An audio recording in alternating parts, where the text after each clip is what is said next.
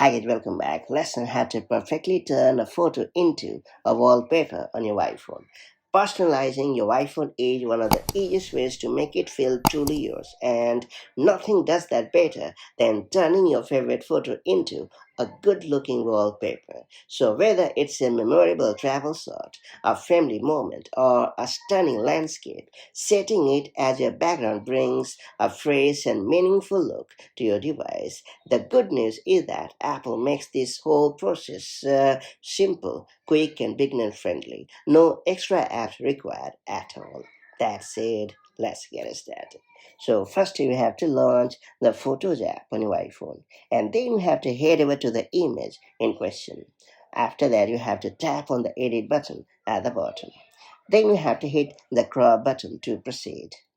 Then you have to tap on the aspect ratio icon located at the upper right corner of the screen. Then you have to move the slider left or right to find the wallpaper option and select it.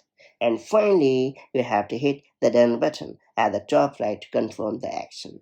And then you have to hit the share icon and choose use as wallpaper to set this particular photo as your iPhone wallpaper. And that's all there is to it.